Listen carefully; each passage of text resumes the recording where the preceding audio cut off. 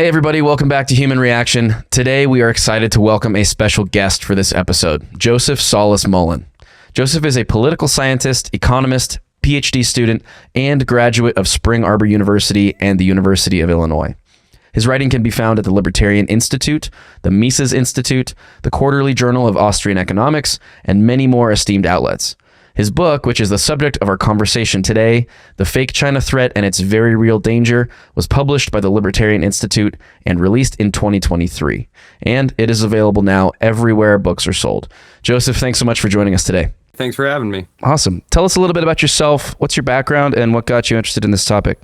Well, I'm an economist and political scientist at the Libertarian Institute. I'm also a professor of history here in Michigan, which is where I'm from and where I'm coming to you now from. China has increasingly become a topic of great importance and great interest to Americans, and it seemed to me several years ago that the debate surrounding China, the conversation, if you will, surrounding China was very one-sided.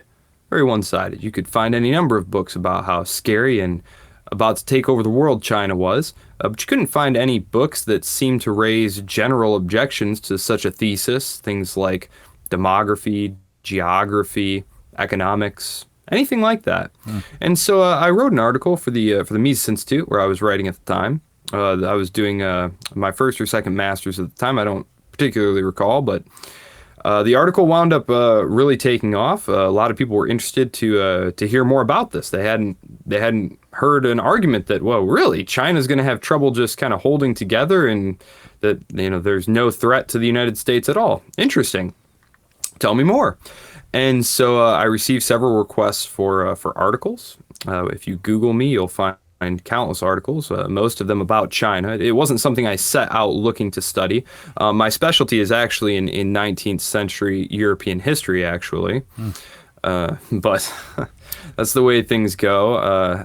I was always interested in the world and was always reading. And so it wasn't exactly as though I was embarking on totally foreign soil, if you will.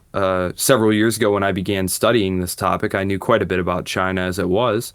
And actually, I teach a class on Chinese history, actually. So I guess I should say that. I guess I do know a lot about it, actually. More than the average bear. But right? I wouldn't say, I don't have like a PhD. I'm not a sinologist in like specifically Chinese studies, but you can take my word for what you find in the book, and you don't even have to, because I include so many footnotes. Anything that I say at all that strikes anyone as remotely odd or controversial, maybe, or contrary to what they've been told, I always put a footnote.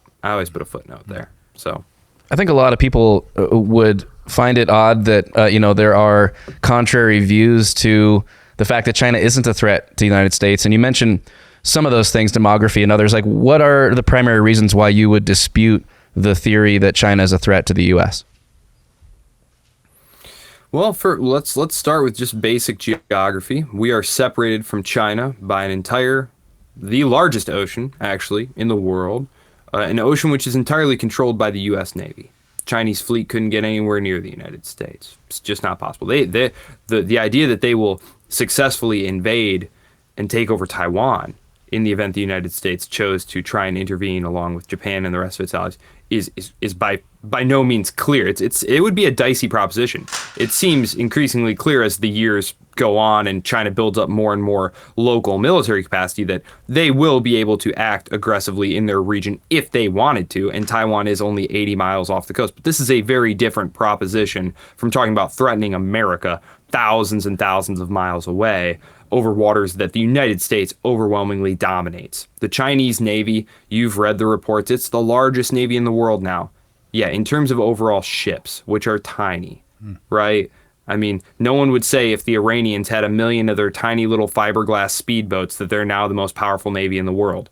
You'd say they're the biggest, but in that case, it's an entirely green water Navy. That is, it's a near shore Navy, and China's Navy is still overwhelmingly green water. They're building up blue water naval capacity, but it's by no means a given that they will continue to do that, particularly if China's economic growth continues to slow. People probably saw recently that it grew 5.5% this last year. And if you lived in the United States and you weren't familiar with emerging market growth rates, you might think, oh, wow, 5.5%, we'd kill for that. In terms of emerging market growth rates, that's very, very low. That's a fraction of what China was growing at even a decade and a half ago. Half, a third. So China is graying rapidly as well. We're in a bit of a danger period right now simply because of the high levels of youth unemployment, and China has a very imbalanced population due to things like selective sex abortion, which was prompted by the CCP's efforts at social engineering. Things like the one-child policy. So people were aborting a lot of women, a lot of female babies. And so you have a surfeit, an excess, if you will, of young men at this point. And youth unemployment, as I said, is getting higher. They can't find a job. They can't find a girlfriend. That's not a very happy demographic to have. So China's internal situation could get fraught, in which case there's always the temptation. Every leader always has that temptation. Every government always has that temptation to try and solve domestic difficulties with adventure abroad. I don't think that it's their preference. If you read the security studies literature in China, what you find is there is a sense of real American declinism that pervades the literature, and which has developed over the past decade and a half, that they view America as temporarily here. And if you think about Chinese history, and Xi Jinping in particular has really worked to connect the current regime to the dozens of other dynasties that preceded it, and to kind of say, look, for thousands of years we were here, and it's only in the last 150, 200 years that the British and the Americans and stuff have shown up and started honing in on our action and trying to dominate us. Eventually, though, they'll be gone. America is bankrupting itself. By the end of this year, we are projected to spend more on servicing our national debt than on defense. If you go back, 10 years ago, they said, that probably will happen at some point in the 2030s. And then a few years ago, they said, maybe by 2029. Now it's going to happen by the end of this year. New Heritage Foundation report just showed that. So this is not sustainable. Spending $1 trillion a year on the military, plus another $1 trillion on servicing the debt. Apart from everything else that's going on in the world, it just doesn't seem like this is going to be financially sustainable over the long term for the American empire to continue to project the kind of force that it does overseas, even if you assume politically that the United States population is willing to tolerate that, which it's not entirely clear that they are. So thankfully, China has no interest in trying to invade the United States. The United States is one of its biggest markets. It would like to have better relations with the United States so that they can send their things here, because that's what keeps the CCP in power. That's what keeps them from having to hold things like elections, is because they've done such a good job raising the standard of living in China. Back in 1999, prior to joining the WTO, prior to becoming the workshop of the world, China's annual GDP per capita was less than $1,000 a person. It's about $800 a person per year. Now, it's 10 times that amount. You wouldn't be clamoring for a new government either. Right. If your income over the last 25 years had gone up by a whole factor of 10, you wouldn't care who was in charge either. And that's kind of the whole deal here. And so when you have increasingly deteriorating relationships, things like tariffs. Trump said recently, or he was quoted as saying, maybe tariffs as high as 60% on Chinese goods. Now, don't get me wrong, those are tariffs that the American people will pay. Chinese companies will eat some of it, and I don't want to go into like a whole microeconomic breakdown of who will pay exactly how much, but those costs are going to be passed on to the American in large part, in terms of like granting more market power to domestic firms who will raise their prices because there's less competition, et cetera, et cetera. Very basic stuff. Joseph, I'm curious on this topic. Yeah. Because you mentioned China sees America in decline, but then you mentioned how interconnected these economies are. Do you think that issue is something that the Chinese see as a benefit to their dominance and power, or is that a risk to their economy? Because obviously we've seen even this week, some fractures showing up in the, in some of the Chinese markets, with Evergrande going into default, the largest real estate developer in China. Is this a benefit to them? Do they see it that way, or is it a risk? The United States ceasing to militarily dominate its immediate environs is viewed as a plus. It's viewed as a plus. The South China Sea, the Chinese back about 15 years ago had asked that it just be demilitarized. And the Obama administration went the other direction and said no. And so the Chinese began aggressively trying to island build and things like that. You can read about that, the Scarborough Shoals, Spratly Islands, etc. So on the one hand, the Chinese would love for the Americans to not be in the South and East China Sea, on the one hand. On the other hand, they don't want the American economy to take a nosedive or something like that, or for the Americans to default on their national debt or something. China holds, a good deal of debt itself. So no, they're very mutually interdependent, and again, it's they would like to have a condominium with the United States in which the United States simply acknowledges that China is going to not always follow America's lead. And this is a problem that Washington has, is that if you are not willing to cede certain prerogatives to Washington, they're just going to have an adversarial relationship with you. Mm-hmm. For example, Iran. Iran is a country that, why are we still beefing with Iran? Because 40 years ago, 50 years ago, they chucked out one of our favorite dictators. Why are we still waging economic war on Cuba? Because 80 years ago, they took out one of our favorite dictators. I mean, look at Venezuela, right? Yeah. So China is just not, but the problem is China is too big, too important to the world, to the future of humanity, to have the United States and China having an adversarial relationship. I mean, it is a lose-lose. We are all going to be much poorer as a result if we aren't all a lot deader. So best case scenario, we all get a lot poorer if things go down this road. Those of you who grew up in sort of the halcyon days, like if you were born in the late 1980s and lived through the 1990s, when the cost of everything was going down, inflation was low, interest rates were low, that was all because globalization was shifting into high gear. And we've been in full speed reverse of that now for quite some time. And we don't have to. Like, it's just a choice. It's just a set of policy choices that are being made.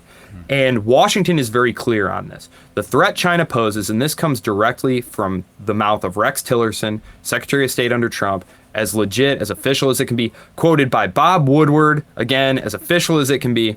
What China threatens is the total U.S. naval domination of the Pacific right up to the shores of China. Like General MacArthur said, Taiwan is like a big, floating, unsinkable aircraft right off China's coast. It's cool to have it. It's cool to have it. And Nixon had to go behind the State Department and military's back to open with China because they were never going to allow it to happen. They didn't want to be friends with China. And Nixon and Kissinger's policy, therefore, had to be executed in secret. It's why Kissinger had to be so secretive and go through Pakistan. That's how Pakistan wound up with nukes, which then later is why we helped India get nukes. But that's all going, kind of all over the place. Those are the next books you're going to write, right? Yeah, very interesting. That's just to show you how attempts to control the world by Washington have very bad secondary and third order impacts, that it's just hard to predict how, when the state, especially a state like the United States that's so powerful, when it takes an action, it is impossible to predict how that's going to impact events long term down the road. And it hasn't made us safer, and it hasn't made us richer. And so that's why my preferred policy is that we stop. And so I wrote this book, The Fake China Threat and Its Very Real Danger, to illustrate why America is under no danger of China. China doesn't want to rule the world, quote unquote. It couldn't anyway, even if it wanted to. And the danger is that, much like the run-up to World War I, you get this complex system of interlocking incentive structures and forces that gradually just escape the control of governments and lead to a horrifying war. The corporate press always wants to paint everyone as Hitler, because then it makes it impossible really for you to disagree with whatever they want to do. But really, we're in a Thucydidean dynamic here that is very reminiscent of what happened in the run-up to World War I, with England and with Germany, and this is my specialty, so I do feel comfortable talking about this with no caveats. The danger is very real, and the danger is that Washington will not grant any amount of room to them, and a lot of it for domestic political purposes too, right? The Taiwan lobby is very active in Washington. There's deep roots that go back there. The military likes having it. So there are real problems. We saw this with Trump. If Trump said something nice about Vladimir Putin while he was on the campaign trail. The next thing you know, there's all these op-eds in the major papers accusing him of being a Russian asset. And things got so serious that parts of the national security establishment tried to frame him for treason. So, I mean, it's not like there are no consequences for as a politician, pushing back on this stuff. Whereas if you just go with the flow, there's nothing but benefits. So, again, just bad incentive structures. If you are a small business owner looking for exponential growth, you have to connect with Adam Thuen at Intellectual Patriots. He will revolutionize your business game and help you get to the next level. Adam can streamline your business practices and advertising strategies to improve your bottom line. His expertise in data engineering means he can build you the systems you need to collect and analyze market data. His mission is to provide you with invaluable insights to fuel your success. From grant writing and business proposals to digital systems integrations, even AI management, Intellectual Patriots is a one-stop shop for cutting-edge solutions. Don't wait another second. Visit intelpatriots.com to learn more. That's INTEL patriots.com. And that's why it was interesting. It's more than just that the China threat is fake, but you also make the case that the danger is real despite it being fake, because the fakeness creates a more dangerous environment. Can you kind of unpack that case? Yes. The fact that China doesn't pose a threat, right? It's fake. It's fake unless you believe that it's a real threat to the United States, that if we can't sail warships right up off the coast of China, if we can't put special operations personnel on little offshore islands feet away from China. That was what was reported this week on Kinmen Island. Find that on a map for me. We're putting military trainers on these tiny little islands that Taiwan claims as its own, but which are a stone's throw away from the mainland now. If you feel like us not having troops there is a threat to our security, then okay. All right, the China threat's so real. Right. But if, like me, you believe that China is no danger to the United States at all, and that element of the threat is totally fake, the real danger is that by acting as though the danger is real, you take a series of steps which make confrontation increasingly likely. And especially in a conflict over Taiwan, the Chinese are at a point now where if a fight, let's set everything else aside. Let's set aside things like sanctions or anything like that. Let's just say in a straight up conventional fight, no nukes, nothing like that, it is more likely than not that China would win, because they have invested in an area denial capacity that makes it virtually impossible for any of our ships to even get anywhere near Taiwan at all in the event of a conflict. Now, China, again, mainland China does not want to invade Taiwan. Taiwan has some very important chip manufacturing plants there that China is very dependent upon. China and Taiwan they're the major trading partners. Like, the amount of trade Taiwan does with the rest of the world compared with China is small. So, like, no one wants a war there. And again, the thinking in mainland Chinese circles is that gradually over time, American power will recede, our power will grow. It will just be a matter of time before Taiwan just kind of falls into our lap like a ripe apple and we're sitting under the tree. So they're willing to be patient.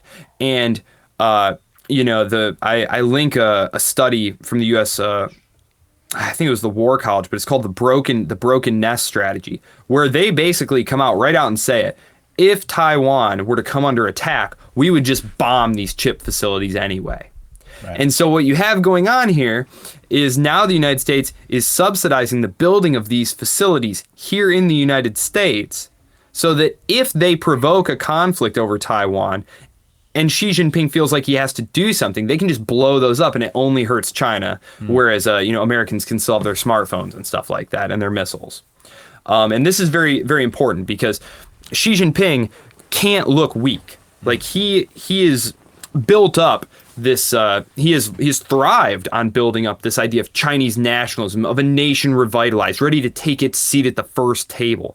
Well, if you're a seat at the table, all of a sudden national pride becomes an issue. And if America is continually disrespecting you and you won't do anything, right? How did Khrushchev get removed from power? He backed down from Kennedy over the Cuban Missile Crisis, right? Some would say that it was because he provoked the crisis in the first place, but It's not entirely clear to this day, but he was definitely removed after how he handled that. Well, it's a good example, right? Because America, the origin, Americans don't know the origin of the Cuban Missile Crisis. They think it just happened when the Russians just out of nowhere decided to put nukes in Cuba. They have no idea that we put Jupiter missiles in Turkey first, right? That it was a response to something America did. And I think a lot of these conflicts with China are the same way, right?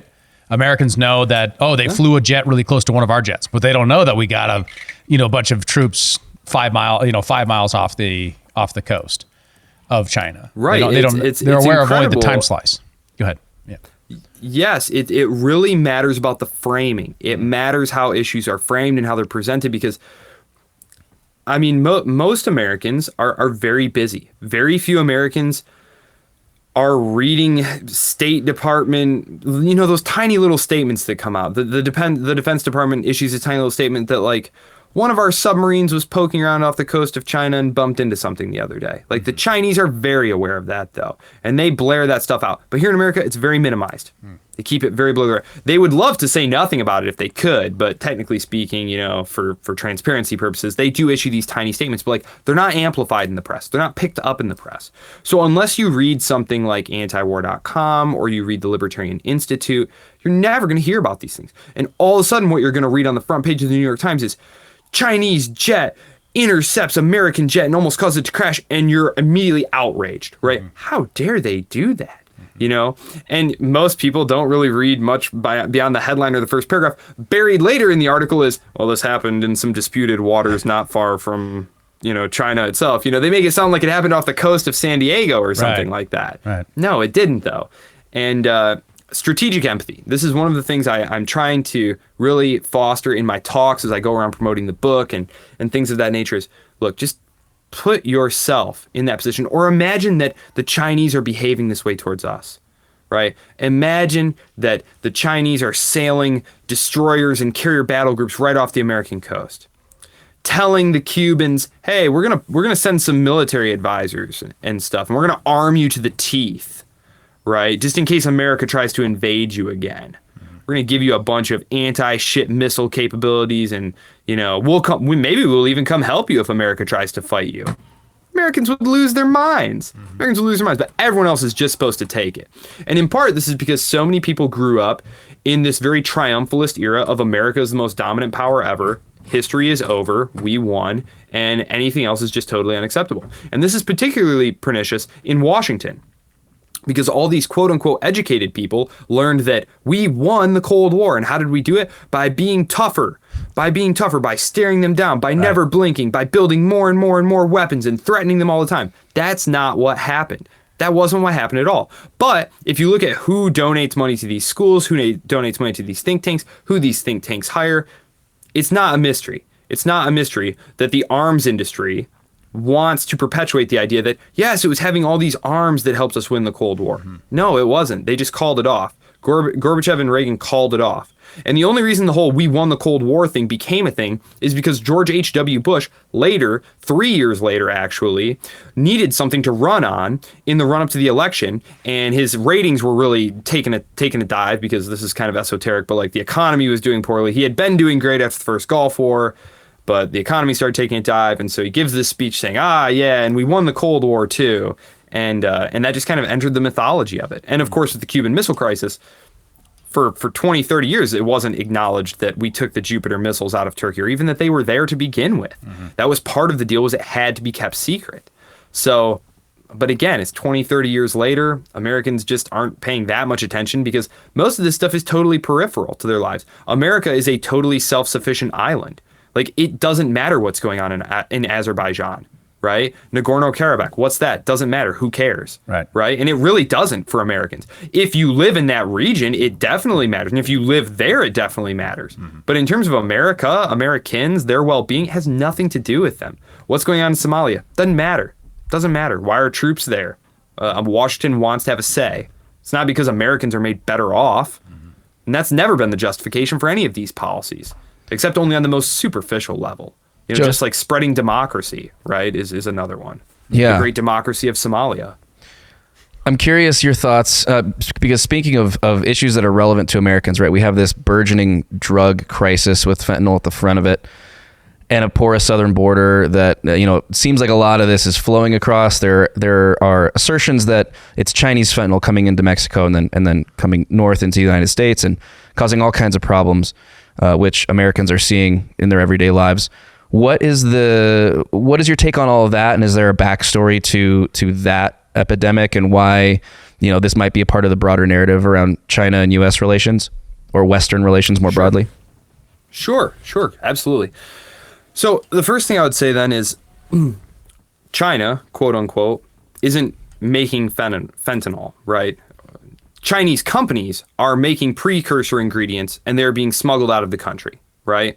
Just like in India, this doesn't make the news because we're trying to be nice with India because we want them to help us fight China. But a lot of these precursor chemicals are also being made by Indian companies. So just to be clear, this is not like the Chinese government or the Indian government. These are companies in these countries who see a profit opportunity, right? If no Americans were doing drugs, there'd be no market for it, right? They wouldn't be making them. But there is a huge market. And so these companies make it and they smuggle it out of the country. Probably bribing some petty officials along the way. That's usually how that thing goes at ports or whatnot to get in and out. Then the drugs are making their way across the ocean and being processed in Mexico and in Canada. They don't talk about the fact that it's being done in Canada too, though, because, they want Canada on side for various things they have going on in Europe related to Ukraine, for example. So, but yes, in Mexico. And because in Mexico, you can tie it into part of the larger border crisis, right? Which is itself a result of much of failed U.S. foreign policy. Just real quick, the idea that the drugs, the officer opened the bag of powder and caught the Chinese whiff of it and it killed him. Well, again, you crack down on the drug war, you make it harder for these drugs to get in and out of the country. They come in smaller and smaller dosage. They become more and more concentrated to the point that, yes, they will kill you if you come into direct contact with them. It's not like these people want to kill their customers. That doesn't even make sense, right? There's this whole conspiracy that, they're trying to kill Americans. No, they want Americans hooked on drugs. They don't want them to die. They're just having to find different ways to smuggle them into the country, and they're making it in stronger and stronger concentrates to, move it in smaller and smaller packages while still being able, and then you're supposed to cut it and stuff. Right. But it's the iron law of the prohibition. border crisis. That's what you're quoting. Yes, the iron exactly. law of The prohibition. failure of prohibition. Yep. Exactly. Yeah, you create exactly. moonshine. If drugs were legal, this wouldn't even be a question. Exactly. Right. This would not even be a story. We pointed to that, but one of the questions that's constantly raised in this space is always that there's this sense that, and it's funny because you actually cover the Opium Wars as part of the decline of China and their identity. And I think there's an underlying, this is China's attempt to try to get Americans on the wrong side of an opium war. Does that make sense? Yeah, definitely.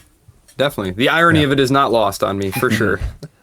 Do you think there's validity to that claim that China kind of wants to get us back in some way? I don't think they're shedding a single tear about it. As I said, I think that if the Chinese government wanted to, they could probably crack down. I'm not saying they could stop it all, just like our government can't stop it all. Governments are not all powerful. But right now, the Chinese government is not interested in being helpful. Why Probably they're making very few efforts to Yeah. be helpful, right? Yeah. The United States, Washington is being super belligerent and acting like we're already at war and threatening China all the time. So no, they're probably not going out of their way to help us out here. If Washington were behaving in a different way, probably the Chinese would be willing to make some efforts. But again, the real problem, which this is not a judgment thing, but because I'm, a libertarian, if you want to do drugs, but it's going to ruin your life probably, whatever. I'm not here to preach at you. But even if the Chinese government were all right, we're best friends with America now, we're going to really crack down. There's billions of dollars to be made on this stuff. Mm-hmm. Someone's going to take a shot at getting it into the country. Someone's going to make it. Someone's going to try and smuggle it, as long as there are people who want it. And so that's why the whole idea of prohibition and stuff, the drug war, it's been a total failure. Look what it's done to northern Mexico. The militarization of the drug war under George W. Bush. Now you've got cartels who are literally looking like armies. Armies. I looked into this a couple years ago when the first rumblings of sending the army or something to the border were going on, and these drug wars. I looked into it. I mean, these guys are armed to the teeth.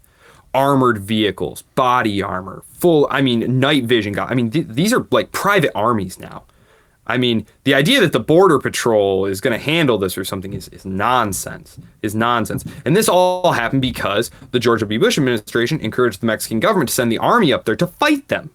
And so the army came to fight them. And instead of using their drug gains to, buy whatever they were buying before, mansions, cars, I don't know, they just started arming up, right? Buying military equipment. And now it's to the point where it would be a serious problem to go fight these guys, which I do not advise doing. I don't think that that's the correct answer to any of these things. It hasn't made it better. And just to the point about the migrant crisis, because I'm working on a book right now. I hope to have the first draft of it done in the next couple months, and then we'll work on editing it over the summer and maybe have it out late this year, early next year. But it is U.S. foreign policy and the origins of the migrant crisis.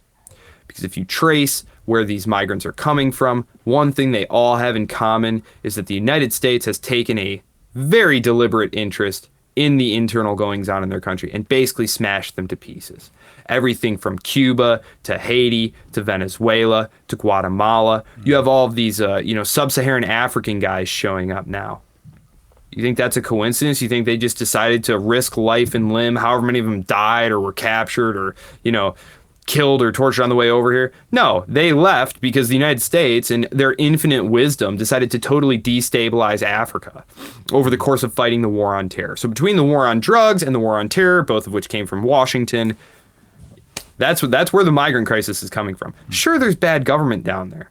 Sure. And I go into it in the book that, like, okay, theoretically speaking, if we look at institutions and geography, I take kind of a deep dive there because it's not like U.S. foreign policy is the only problem. Right. Countries like Costa Rica have been relatively successful, but U.S. foreign policy has made things much, much, much worse, and in some cases directly caused the problem. So, that's my answer there to that on the drug war and the border problem and the opioid epidemic. And again, talk about Washington's policies again. Where's the opioid epidemic the strongest? Where did it start? It started in the Rust Belt.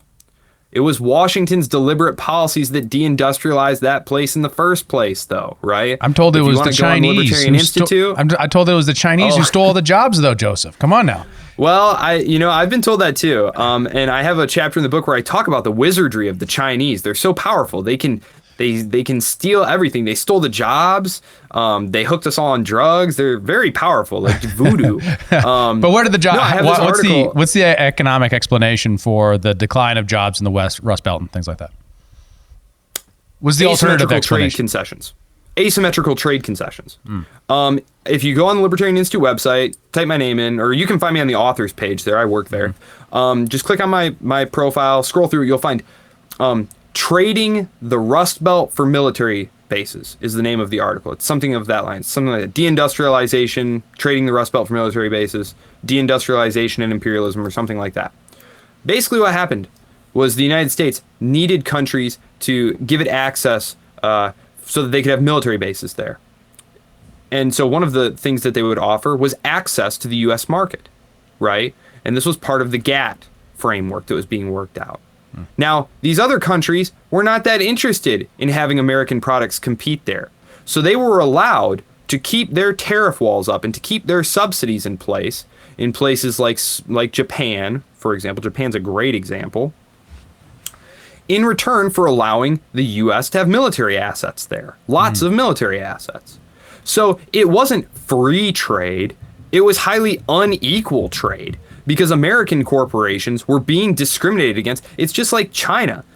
China and the United States were supposed to have, free trade with each other, right? Increasingly free trade. It wasn't totally free trade. But the Chinese have always heavily subsidized and protected their own market and discriminated against American corporations and workers.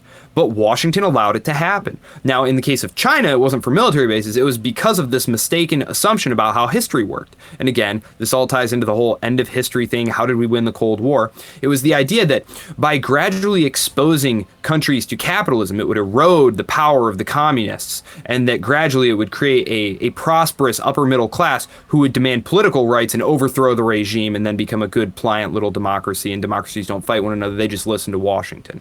And that was why that happened. And so I have a whole article about it. I have a series of articles about it, and it's just the most delusional, dumb stuff. And again, you look at Washington and you have to wonder, like, is this all like in some way being done just to ensure that they have future work to do? Yeah. Like, they are so bad at it. I don't actually think they're purposely screwing things up. I've met several of these people, like, they really passionately believe they're smart and know what to do and know how everything's going to turn out. Mm-hmm. Even though all the evidence suggests that you guys haven't won a war since World War II. Yeah. You know what I mean? Well, and it's peculiar too, because we blame that on China, and then we also at the same time created the EPA at the exact same time, right? Montana wasn't where I'm from, in Helena, wasn't deindustrialized because of China. It deindustrialized because the EPA sued the smelter in town and sued all the smelters out of business across Montana. Yeah. We stopped managing our forests, so all the lumber mills shut down.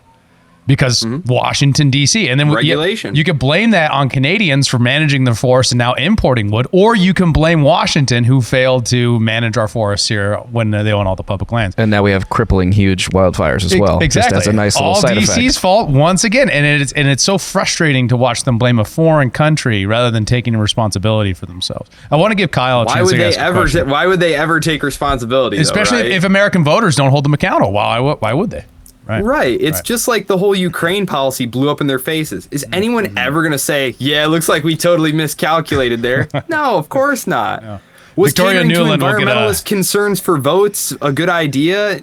Yeah. No. Well, I mean, no, it wasn't, but they can't say that. They have to blame Canada or something, you know? Love that song. Hey, Joseph, a term that's been kind of popularized in the lexicon lately is the Belt and Road Initiative. And I think a lot of it came down with Tucker and Brett Weinstein's interview talking about the Darien Gap and these like Chinese coming through there and the development strategies that China's making in Central America. Can you go into what the Belt and Road Initiative is and kind of how we should be thinking about it? Sure. On one hand, it's a make work project because you have these very inefficient state firms that produce construction materials and you need somewhere for them to go. So you also have a need to print lots of yuan and find some place for those to go. And so what you do is you lend them to these governments in places like Central Asia or Southeast Asia or Africa. You lend them these renminbi, these yuan. A yuan is a unit of renminbi. The currency is actually a renminbi is what it's called. You lend that to them, and they have to then use it to buy materials from these state-owned, inefficient corporations who employ tons of people and who are politically very powerful. These are holdovers from the real communist period. So on one hand, you have that. It's a make-work project. It's something to help keep the wheels of China's economy spinning, right? On the other hand, it is also a geopolitical project because China does not have great geography. China is very hemmed in on all sides. It's not like the United States where there's tons of navigable rivers and ocean frontage everywhere where you can get all sorts of places all at once. No. So the idea here is in part to build infrastructure going across Central Asia, which is very, very tough to do. Very, very tough to do. They're trying to recreate the Silk Road there, but with high-speed rail. And they're encountering problems doing building projects there, in part because of... well, for example, down in Pakistan, they're trying to do some work near like Baluchistan, and some Chinese have been killed down there in like terrorist attacks. So they're encountering a lot of the same problems the Americans encounter in those places. But you then have also this attempt to build maritime outposts. So the Chinese over the last about 10, 12 years, they've been investing in deep water port facilities that will be in friendly hands where they'll know, okay, we can send ships here. Because in an increasingly deteriorating geopolitical environment, it's not very smart. I mean, like China would love to free ride. China would love to continue to free ride and use everyone else's stuff. But at the same time, it's just not very safe to do that if Washington and its network of allies are going to be increasingly hostile towards you. Something that, Vladimir Putin and his network realized after the start of the war in Ukraine. Things that they thought were safe were not. Things like central bank reserves, stuff that they thought couldn't be touched. Turns out they could. Not smart to trust anyone. So you need to have that stuff in your own hands or in the hands of a country that you can control or, occupy if need be. Which, again, I don't think that that's at all what the Chinese would like to do. I think they would like to be able to economically colonize places in the way the United States was doing 100 years ago or whatnot. But I think they've seen the folly of attempting to militarily dominate and control the world the way Washington has. China's last war they fought was bloody and very inconclusive. A clash with India, that sounds terrible. Again, they could possibly feel provoked into doing that. They could try and solve a domestic problem that way, get rid of some of their excess young men that way. But really, they would prefer to do it economically, because war is a very dicey proposition. It can destabilize even a very firmly entrenched regime. So what they would like to do is continue to use the Belt and Road Initiative to boost demand for Chinese exports so that they can hire some of these young people off the streets. Unemployment among 18 to 25-year-olds is officially they're very sketchy with their statistics, but I mean it's every bit of 20%, which is not good. That's very, very bad. This episode is brought to you by our friends at Zesty Beverages. They're on a mission to unf the standard American diet by crafting drinks with fewer calories and more nutrients from real food. Their lineup of delicious offerings now includes Electric Peak Yerba Mate, postbiotic sodas, keto-friendly, ready-to-drink margaritas, and hard teas. Wondering what a postbiotic soda is? Well, head on over to zestybev.com to learn more and find a retailer near you. Once again, check them out online at zestybev.com. That's zestybev.com.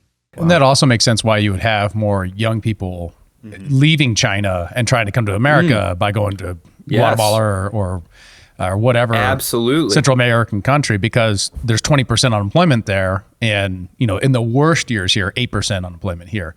So, and especially and if you're in the black market, even lower unemployment. Yeah, I mean, and that corroborates a lot of earlier. Oh, go ahead. Sorry, go ahead. I was just gonna say that it corroborates a lot of Brett Weinstein's interview, right? Talking about how so many of the people that they talked to were fleeing for economic asylum rather than political asylum. They were looking for better opportunities than they had in whatever home country they were in, which, as you mentioned before, was obviously in many cases, might have been caused by U.S. interventions. Yeah, and one thing that I will just mention as far as like the deteriorating equity situation in China, again, this is something that's related to the increasingly negative relationship that Washington has. Like, yes, some of it is related to China's property sector, but that's been a known problem for many years. Like the Evergrande saga started, I think like 3 years ago now. I have a whole stack of newspapers over there. I keep select clippings from like the business press and stuff that I think, maybe later I'll want to look into it. And my online profiles of news clippings are just impossible to find anything in. But anyway, so it's not like that's new, but part of it too is the higher interest rates in the United States that you can get on bonds. Jerome Powell is intimating, hey, maybe we're done with the rate hikes. Maybe some rate cuts are coming. Well, you want to lock in these good yields while you can, which, like, I know you're laughing about government yields of this type, but like this really might be it. So they want to lock these in because some of them are primary dealers. They have to buy and hold a certain amount of bonds. So if you're going to have to hold them, you might as well get them at 4 rather than 2. Right. And then part of it too is just fear of sanctions. Look what happened to Huawei. If Washington decides to put you in their crosshairs, make no mistake, Washington is still the top dog. And I said in the book, I don't think China's economy is ever going to be more powerful than the United States. Pick a metric. I don't think it's ever going to be there. And certainly in terms of per capita income, much of China is still terribly, terribly poor. There's still a lot of internal development that could go on inside China, but there are regional and ethnic problems there that, impede that. There are geographical problems, political problems. China's got plenty to deal with over the next decade plus inside China itself, rather than trying to muss about having a fight with China, having a fight with Washington, which could really ruin everything for everyone, but including the people running China. And, the idea that this is the dangerous decade, Washington is making it far more dangerous than it needs to be. And after that, assuming no war happens, China's population is about as old as Japan's. If we just make it through this narrow corridor here of the next about 10 years, really, I think the danger of conflict goes way down. I think right now we are at a very dangerous point because China's power is butting right up against Washington's power. Washington is feeling very insecure. They've been humiliatingly driven out of a bunch of failed wars that they shouldn't have started in the first place, because the threat of force, the threat of power being used is always a little bit, I would say, more effective than the actual deployment of power. If you look at what Washington has been able to accomplish in terms of when it deploys kinetic force since the end of World War II, terrible. Name a war. It hasn't been a very good record so far. No. And I think one of the things about your book that I thought was particularly interesting is you never hear about the challenges China's facing, like what their geostrategic point of view is. Like the sympathy you're trying to build there is interesting because you never hear that they have an adversarial relationship with Korea and Japan and like these other countries, and how that plays into how they see themselves as they're actors in the world. So could you kind of unpack that a little bit? Just like, what are some of these non-American, like regional, like their neighbors? They have how many neighbors? Well, I mean, we think of it like, oh, we have two neighbors, right? They have. Right. China's entirely surrounded on all sides. They've fought multiple wars with these powers, been invaded by some of them, have very negative memories of recent events, even like especially with Japan. Fought a recent war with India and Vietnam, a clash recently with India. None of these states would be willing to host Chinese military assets. The reason they're willing to host American military assets, in part, apart from the benefits, the economic benefits that come with them, the asymmetrical trade concessions I spoke about earlier, is that Washington is thousands of miles away. Washington isn't going to move in and occupy you. That's not going to happen. There's no real danger of that. Whereas China is right next door. These countries are very protective of their sovereignty. Even countries that historically had very close ties with China, they're very protective of their sovereignty. They're perfectly happy to have great economic relations with China. And why wouldn't you? It's the world's second largest economy, and it's going to be for a long time. Watch out for Mexico. Mexico's an up-and-comer. Their economy is going to be huge. They got a nice young population. I'm telling you, don't sleep on Mexico. If they can keep their government in order and get the situation, stop listening to Washington about what to do with the drug war and stuff, Mexico could be on a rip. But anyway, China's kind of in the opposite situation where like most of their gangbusters growth is behind them. Their population is graying. They're not going to be looking to fight a war, especially with a country like India, which is now more populous than China. And territorially, they do have a border conflict there up in the mountains. It's basically fighting over where the frontier is going to be. It's not an ideal place to be fighting large-scale pitched battles. I don't even think that's possible up there. But they need to make sure they keep that under control, frankly, especially because China has a relationship with Pakistan. Pakistan gets very nervous about India. India is always trying to muck about with Afghanistan. So there's a lot of complicated politics in the region over there. And of course, China has to be careful because they have a restive Muslim population who, like, not to say like all of them, like it's not a group, but like there is a specific terrorist organization with links to groups that train in Afghanistan or used to train in Afghanistan and in Pakistan. And China actually shares a very tiny little border there with those countries. And so it's very complicated. It's a complicated situation, and Americans don't know anything about it because it really has no impact on their well-being at all. And, the CIA is over there trying to arm people and get them to go into China and cause problems and stuff. Eric Margulies wrote about that, 20 years ago. So there's no reason to think that kind of stuff isn't still going on. But as the American people, like we shouldn't put up with that. We really shouldn't. If you tell the average American, hey, did you know that the Central Intelligence Agency was spending its time and resources training, Muslim terrorists to give China a hard time? They'd be like, well, why? Right. Why? It's like, you're too dumb to understand. You're just too dumb. We're playing 4D chess here, right. And of course you're going to get blowback, right? You're going to get blowback. It's, these, and that might be the fentanyl crisis. Trained by right. That might be something that you wouldn't anticipate. Yeah, exactly. I mean, you, especially with these policies where you train these guys, you send them into a country, A lot of them get killed. They feel abandoned by the United States. You know, they're armed and dangerous now. You know, this happened with the Sunni terrorists who we were arming and supporting for years, right up until they bombed the towers. You know, I look at what's going on in Ukraine right now, and I just think, man, there's a lot of extremists there with a lot of weapons, and frankly, they got used by Washington. And like, I know they're not all stupid, so some of them must realize that they were used in this way. So I don't know. It's all negative stuff for Americans. Americans get nothing out of this. We get inflation and higher taxes and fewer freedoms. I'm actually doing an event over by Albion College here in the next several months, and the topic of this talk is going to be the fake China threat and the future of American freedom, because the growth of state power is closely tied to war making.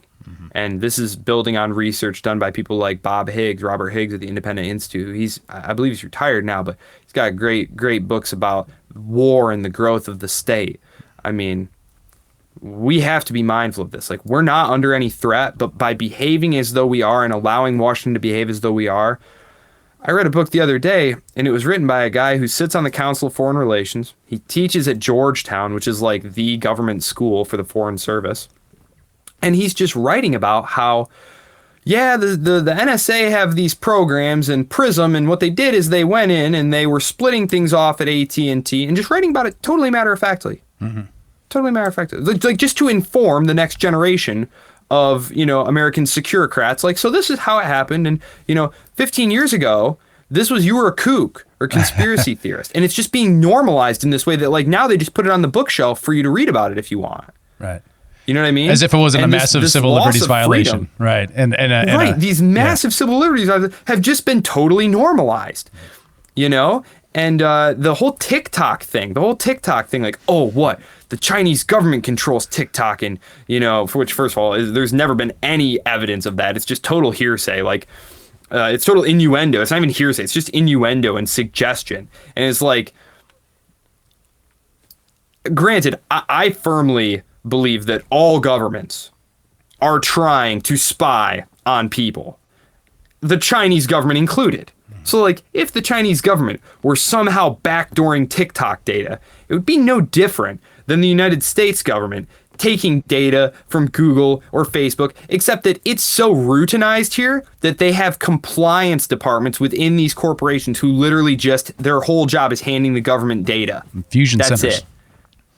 Yeah, and it's because they know that if they don't comply, you know, maybe it's time to break out the antitrust hammer. You know, maybe it's time to bust you up. But they know how the game's played. There has been some other kind of Chinese spying scares that look a little bit more substantial than TikTok. Like, we've reported that TikTok's actually, the majority of the shareholders are actually American. And ironically, with the promotion of this podcast, TikTok is by far the most free platform. Like, it's by far the one that will treat our holding of the government accountable as the least, like, not suppressed. But we do have a couple other stories that happened, such as Chinese spy balloon incident. And you say, and you kind of make the case that was a nothing burger. So I want to hear about that. And then second, and I think this came out after your book did, which was the Cuban spy base, like Chinese spy base in Cuba. And kind of, is that how to understand that? And is that provocative, or should be considered provocative, of China to place a spy base in Cuba? So the signals collection outpost, the quote unquote spy base, that had been there for a while. Yeah. The media just decided to report it at that point. Oh, okay. And I'd have to go back and look and see what was going on at that time. But, like, I'm sure there was a reason to, if I remember correctly, it was right around the time of Nancy Pelosi's trip to Taiwan. It was around that time. So I'm sure there was a whole confused rationale for why it came out at that time, that they have a signals collection facility there. So, you know, it's not like a military facility. It's a spying outpost. They have one right near the border with Russia too. So, I mean, it's just signals collection. Like, my preference would be for the governments of all these major powers who are going to insist on dragging us into another round of war to, like, have things like listening outposts and have things like overflights of each other's country, just to reassure themselves that they are not about to be surprise attacked or something like that. But that's neither here nor there, really, to what you were saying. Yes, it's true. They do have one there. It's been there since, like, I think 2017 or 2019. The second one, the Chinese spy balloon. Yeah, I mean, it started out as them saying it was nothing. And then midweek, they shifted to, nope, it's part of a secret spy ring that the Chinese are always spying on us. And maybe there's anthrax on it. Maybe there's not. Maybe it's an EMP. I don't know. We're just speculating. Maybe. You know, don't worry about it. This is an official government official telling you this. And then months later, the Pentagon, after they had sorted through all the wreckage, were like, well, we found that it was packed with over-the-counter American electronics and was not actually sending any signals to anyone. And so in the book, I actually link to all the articles, including the Pentagon statements, so you can see for yourself. It was a big nothing burger, but it helped get past huge appropriations, right? Like spending was jacked up a crazy amount. Not that I don't even think they really needed to do that to goose the Congress to get more money, but it was a bizarro year for military appropriations, you know, like Congress said they wanted this much. Biden said it wasn't enough. He wanted this much. And so Congress said, that's not even enough. We want even more, you know, and the spy balloon was all very much a part of that media narrative. It is peculiar that the Pentagon would be like, yeah, it was a thing and they spied on us, but they didn't actually send any data. And you're like, how do you know that? Like how do you, if you do know that, then what are we freaking out about? Right. It was a very strange. Right. And the story was very inconsistent from the very start. And that was what got me looking into it, was because the narrative changed multiple times very quickly. And it happened over the course of just a couple of days. Right. And so it's almost like they hadn't coordinated their response yet of what we were going to say this is yet.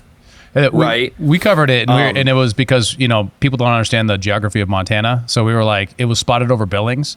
It's like, oh, well, it was right over Maelstrom. It's like, that's like hundreds of miles away. Like, you know, like that's not even close to those two things. It makes more sense to spy from the atmosphere down to Maelstrom than it does from Billings. You got a bunch of mountains in the way. I mean, like, it's like, what are we doing here? And that's the other thing. That's the other thing that I point out is like, guys, if you're sweating about the Chinese spying on us from above us, I hate to tell you this, but they have tons of low Earth orbit satellites that could see what book is in your hand right now if you're standing outside. Like, hate to break it to you, like, there's no need to be alarmed. They've always been doing this. Like, it's not like they have some kind of mind control beam that they're sending down to you, you know. No, they only do that in Cuba. Or controlling Joe Biden with it or something. Well, that's interesting you mentioned that, though, because, you know, they do have ways of influencing, you know, the U.S. population through media. And this is one other question that we had for you. I mean, what do you think of China's seemingly broadening influence in American media and American companies? You've got, you know, NBA influence. You know, obviously there's a huge population of NBA fans in China. What do you make of that sort of connection and their ability to influence U.S. population in that way? Well, I would just say this. It's not as though they directly control anything. It's like you said. There are lots of NBA fans in China. The NBA exists to make money.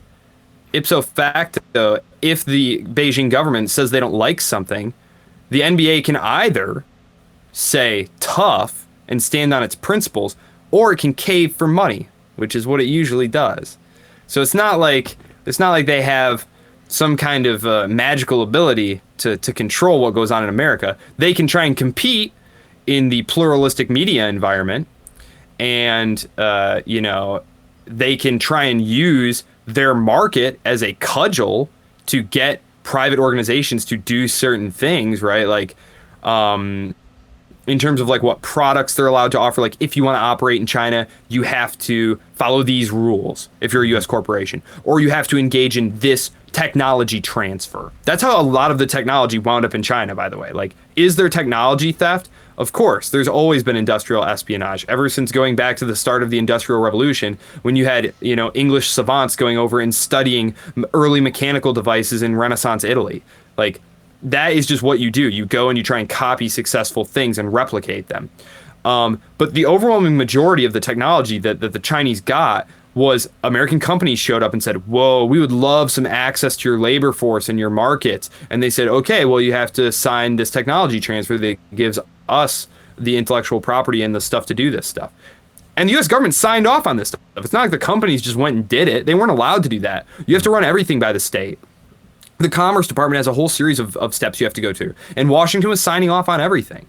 And then you have stuff like actual espionage, which, like, there's a great book called The Year of the Rat that you can read about how the Clinton administration basically knew that they were, stealing, ballistic missile technology and just, let it go. So there is theft going on and espionage. It's not like governments don't do that. Governments are awful. I'm a libertarian. Like, all these governments are terrible. So the Chinese government included. So just because I don't think we should, provoke a war with China, it doesn't mean that I love China, any more than, the fact that I don't think we should provoke a war with Washington where they impose martial law and try and kill a bunch of us means I love Washington. Like, I'm just trying to be pragmatic. No, you're a puppet of Xi Jinping, and we know the truth. Okay, You're a useful idiot, right? If you don't parrot Washington's line, you're a useful idiot. Yeah. So. These libertarians just one. being puppets of China, And Russia too. Right. Russia. Yeah. And Russia. Another right? area that people get very emotional about with China, and I'm never really sure how much of it is propaganda, how much of it is systemic with China, is the Uyghur genocide. And everything going on with that. Like, I've seen videos come out on Twitter and things like that of like pretty harsh situations. Like, how widespread is that? What exactly is going on there? Like, is it something that Americans should be worried about, et cetera?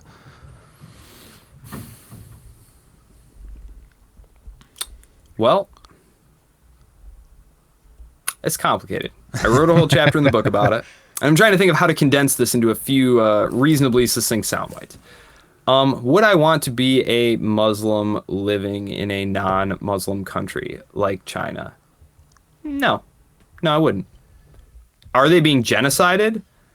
No, not unless you take like the most strict definition of genocide, which is like preventing births that might have happened, right? Because you have to remember here, the Chinese had the one-child policy, right?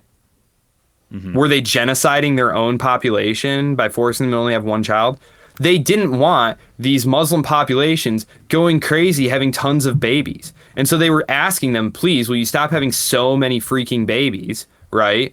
And so this was basically an extension of the state two-child policy to the rest of the inhabitants of the Chinese state. And as far as like cracking down on them, the crackdown started because of a series of terrorist attacks, which you can look up. I link them in the books. Like, there were a series of pretty terrible terrorist attacks perpetrated by the, what are they called? The East Turkestan People's Army or something like that. I have them in the book. I don't recall off the top of my head what it was, because they're very peripheral to what's going on in China. Most of my studies are on U.S.-China relations and the economic and political and military aspects of that. Right. The sort of the Uyghur stuff is really not my wheelhouse, but there were a ton of errors, for example, in the data that was used to make the initial claims that, like, look, they've decreased births by like, 99% or something like that. They're wiping them out. That was incorrect. That was later retracted. There is a lot of cultural autonomy there. Like I said, the state has tried to crack down on all the high number of births there. They definitely cracked down after a series of terrorist attacks. That's basically what it is. It's a state-making process. Like, the state is violent by its nature. And so what you had was the state pushing very hard to indoctrinate these people into what it means to be a good Chinese citizen, right? We had some camps like this one time. We actually had a bunch of these camps for various indigenous populations and hyphenated Americans, right? And that's just what states do. That's why states are, one of the million reasons states are tyrannical, is they don't want difference, they don't want autonomy, they want obedience and uniformity. And if you won't do it, they'll capture you and beat you into submission or kill you. And do I think this should determine the trajectory of U.S.-China relations? Absolutely not. Nor do human rights violations factor into the U.S.'s dealings with such, democratic utopias as Egypt or Saudi Arabia, these bastions of human rights, right? Let's be real. The reason this is a story is because it's China. And it's a made-up, blown-up story just for the hype of it. Just to make it more just. They're Hitler, right? It can't just be that, well, their relative power is starting to bother us because it's affecting our freedom of movement in areas that we consider our area of normal operations. That's not exciting Americans to go give you trillions of dollars for the military. That's not encouraging Americans to go fight and die for Taiwan. But if you make it, they're barbaric genociders. This is about civilization and freedom. and stuff. Like, you have to make it about these bigger stories. Right. It can't just be about petty little spheres of power. So if you want to get the progressive liberals on your side and hating Taiwan or hating China, what you do is you say they abuse human rights, they're doing a genocide. You do the same kind of atrocity propaganda that got us into Iraq war, or you say they're burning all this coal and all this climate change stuff. Like, you find, if you're the Taiwan lobby or if you're the military industrial complex lobby, you want to find all the angles for all the different interest groups so you can create a narrative where everyone agrees that China, because that's how you get stuff done in government. You get everyone to agree on something. Right. That's right. That's a great point. And it worked in Bosnia too. Let's not forget about Bosnia. Yep. So, yeah, that's a great point. Absolutely. Great point. So we also have the one of the things I thought was interesting, looking at the domestic politics and seeing some of their changes. You mentioned the demographic change, how China's getting older, but there's also this interesting thing where, as they've gotten wealthier, there are places now that have cheaper labor than China even. Whether that's and how that is changing the incentives for American companies, American relations, and China. So how is that affecting, the outcomes that we might see in the future of U.S.-China's relations? No, you're right. That's a great point. So the cost basis of doing business in China was very cheap. That's why corporations went there. They didn't go there because China's labor force was more skilled or something like that. It's because there were lower environmental regulations and the labor was cheaper. Well, now that's going away. Chinese wages have risen. The population has decreased. The amount of wealth they have has increased. The economy has diversified. There's higher paying jobs you can get.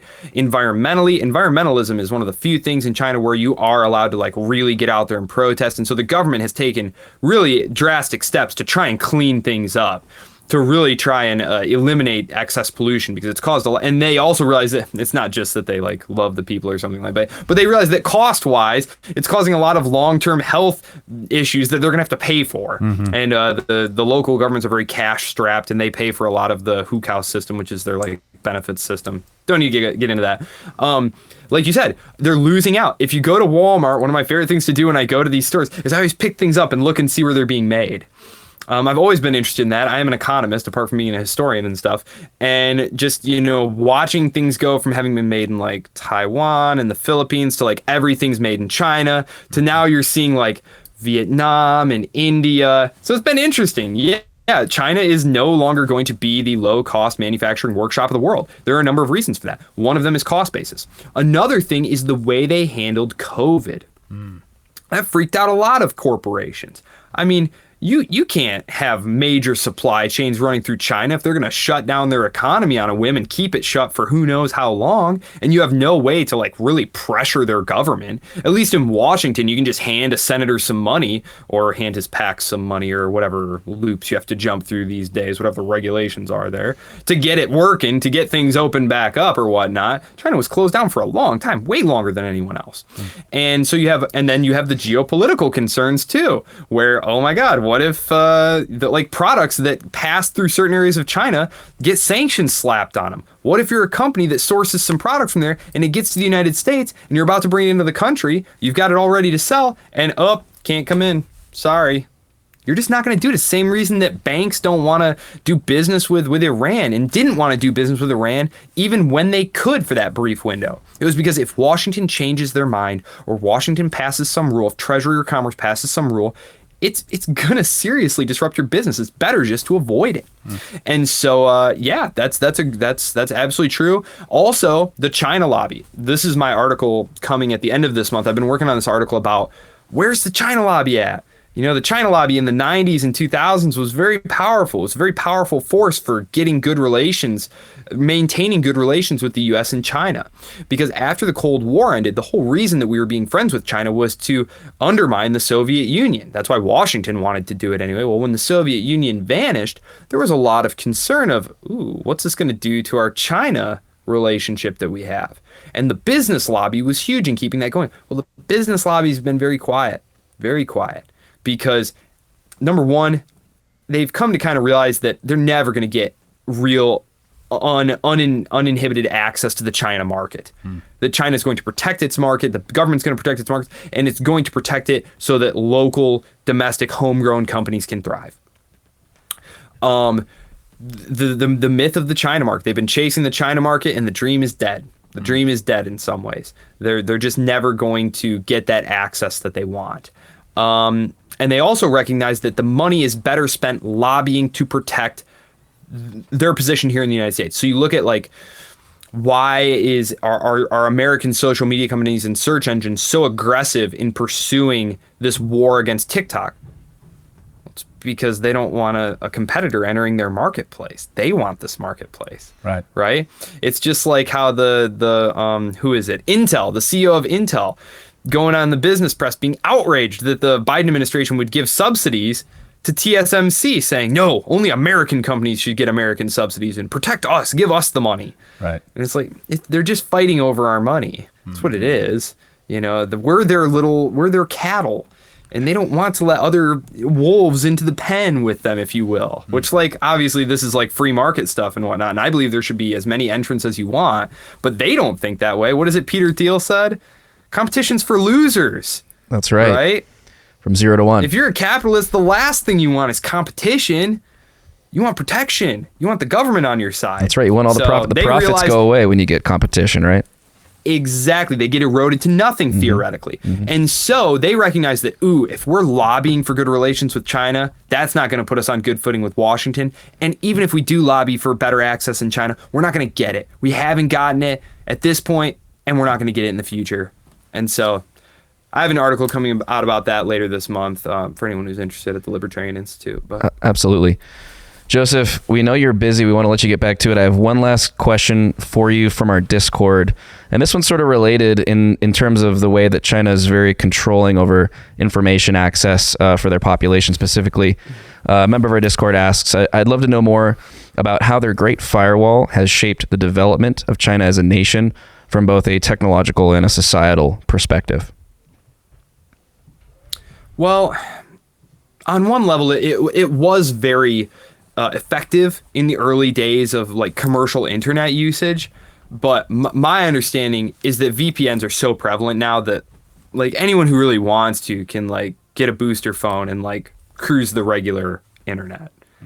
So especially among the young Chinese, there's that interesting generational divide, which like to some degree exists in all societies. You know, you have the great grandparents who knew how hard it was back in the day, and they're grateful for just some peace and some bread on the table. But then their kids are a little more pampered and they want more. They want consumer lifestyle, and they're not as into sacrifice and stuff. And the younger generation of Chinese, you know, they're really being hammered with the state propaganda and stuff. And like, they're just kind of like our teenagers. They'd rather play video games than suit up to go fight the Americans for Taiwan. You know, like Xi Jinping, wanted to pass rules prohibiting the amount of video game time the kids could play. And, had a mini revolt on his hands. And they've since had to revise those rules. So, you know what I mean? It's just like here in a way. Wow. Especially among the young people. So I think the young people are our hope. In that sense, is that they are not, and people do get more conservative as they get older. That is a general tendency that happens, but we'll see what happens. I mean, I definitely am not sad about the idea that younger generations, I have 5 children, I'm not upset about the fact that they might be less militarist nationalist than even myself, which I'm a libertarian, but like I come from like a super neocon Cold War family. My dad was in Vietnam, my grandpa was in Korea, my grandpa was in World War II, and they were volunteers in all of those. So like that's where I come from. And no, it does not make me sad at all to think that like the young Chinese kids, they just want to play some video games, kill each other on Fortnite or something. Like, right. Do that, kids. Much better way to get those aggressive better. Feelings out. Save the hatred for video games and sporting events. Like I just let it loose during the Olympics. Like nothing brings out the nationalist in me like the Olympics. Like I love everybody, and then just let it out during sports competitions where it's pointless. Speaking of which, do you have a pick for the Super Bowl? This might air afterwards, so we'll get to see if you get it right. You pulling for T Swift and Travis Kelce, or? I mean, I've been a Lions fan through it all. Nice. Well, and to have watched, so like for me, no, I don't like the Chiefs. But San Francisco, I want no one to win. I want no one to win the Super Bowl. I Very want them to diplomatic find answer. it. Taylor Swift was rigging these games and the Chiefs are disqualified, and Brock Purdy was on steroids, so the winner is the Detroit Lions by default. First time ever, Roger Goodell goes to Detroit, hands it to Dan Campbell, who in the most manly way possible takes a literal bite out of the trophy and doesn't lose a single tooth. And then you sit bolt upright out of bed. Oh my God, that was such a great dream. Oh, that was amazing. No, I just want to see a good game. I just want to see a good game. This is going to be, they're good teams. I mean, I think if you look at San Francisco, they have the better roster. But KC has the better quarterback. So also has Taylor Swift. Yeah. So, all I know is I want the T-Swift. CAI asset known as girls are Taylor all Swift about to it. lose. Yeah, So. they're Swifties. Yeah, it pains me to say as a Seahawks fan, but I think I'm rooting for the Niners here. I don't think I can let the CIA win this Super Bowl. I just don't think that's really good. just against the Intel boys. That's right. Joseph, thanks so much for joining us today, man. It's been a really great conversation, and we'd love to do it again sometime. Sounds great. Thank you so much, guys. Have a good one. awesome. Thanks. Cheers. Thanks for tuning in to Human Reaction. Help us fight internet censorship by liking, commenting, subscribing, following, and sharing the show with your friends. To find us around the internet, visit linktree.com/humanreactionpod.